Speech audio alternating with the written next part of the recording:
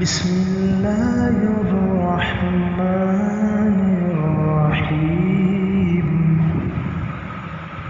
بسم اللہ الرحمن الرحیم۔ حروف تحزیز۔ حروف تحزیز یہ 4 حروف ہیں: اللہ، حلا، لوما اور لولا۔ تحزیز کا معنی ہوتا ہے ابھارنا، یعنی یہ ایسے حروف ہیں جن کے اندر ابھارنے کے معنی پائے جاتے ہیں۔ بھئی یہ کام آپ نے کیوں نہیں کیا، نماز کیوں نہیں پڑھی؟ ابھارنے کے لیے یہ جو جملے بولے جاتے ہیں۔ ایک تو ہے کہ ہم ڈانٹنے کے لیے کہتے ہیں، وہ نہیں، ایک ہے کہ کسی کو ابھارنے کے لیے ہم کہتے ہیں۔ تو وہ معنی لینے کے لیے عربی کے اندر 4 طرح کے حروف ہیں۔ تو لکھتے ہیں کہ یہ حروف اگر مضارع پر آئیں تو ابھارنا اور رغبت دلانا مقصود ہوگا، جیسے حلا تصلی، تم کیوں نہیں نماز پڑھتے؟ اور اسی لیے ان کو حروف تحزیز کہتے ہیں، کیونکہ تحزیز کے معنی ہیں ابھارنا اور رغبت دلانا۔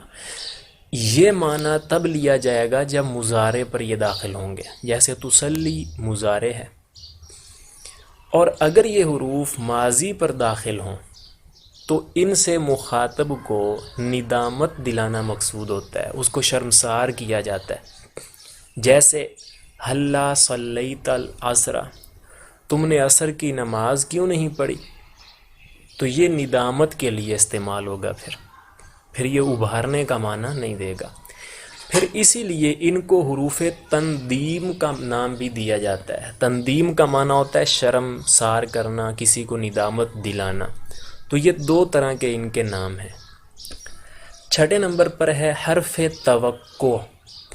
توقع کا معنی آپ لے لیں کہ جس معنی کے اندر کوئی پختگی ہو، جیسے ہم تحقیق کے معنی استعمال کرتے ہیں، یا ہم کہتے ہیں پکی بات ہے کہ یہ کام ہوا ہے، یا ہم کہتے ہیں جی بے شک یہ کام ہوا ہے۔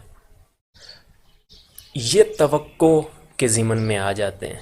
تو عربی کے اندر یہ معنی لینے کے لیے قد کا حرف استعمال کیا جاتا ہے۔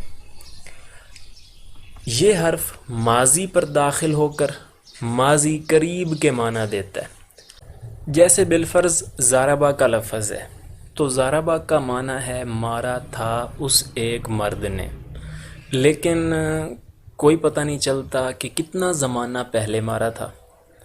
تو اب ہم قریب کا معنی لینے کے لیے کہ بھائی ماضی قریب کے اندر ہی یہ کام ہوا ہے، تو اس کے لیے پھر ہم ماضی کے اوپر قد کے حرف کو لگا دیتے ہیں، اور اس کا ترجمہ بے شک کے ساتھ کیا جاتا ہے۔ قد کا بے شک کے ساتھ بھی کر سکتے ہیں، اور تحقیق یہ بھی کہہ سکتے ہیں۔ اور مضارع پر داخل ہو کر تقلیل کے معنی دیتا ہے۔ جب یہ مضارع پر داخل ہوگا تو پھر کبھی کبھار جیسے ہم معنی کرتے ہیں نا، وہ معنی یہ قد کا حرف دے گا۔ جیسے ہم کہیں قد یضربو، مضارع کے اوپر ہم نے داخل کر دیا۔ یضربو کا معنی ہے مارتا ہے، تو قد یضربو کا معنی ہوتا کبھی مارتا ہے، تو یہ کبھی کا معنی جو ہے وہ قد دیتا ہے۔ اور کبھی کبھی مارنا جو ہے یہ قلت کہلاتا ہے، تقلیل، کم مارتا ہے، زیادہ نہیں مارتا اس بندے کو۔ اور مضارع پر لکھتے ہیں کہ داخل ہو کر تقلیل کے معنی دیتا ہے، اور اس کا ترجمہ کبھی کرتے ہیں، جیسے قد جاء زید، یہ جاء ماضی ہے، زید آیا ہے۔ یا یہ کہہ سکتے ہیں کہ بے شک زید آیا ہے۔ اور قد یجیء زید، زید کبھی آتا ہے۔ اور تیسرا اس کا استعمال ہے کہ کبھی مضارع میں بھی بے شک کے معنی دیتا ہے، جیسے قرآن پاک میں قد یعلم اللہ، بے شک اللہ جانتا ہے۔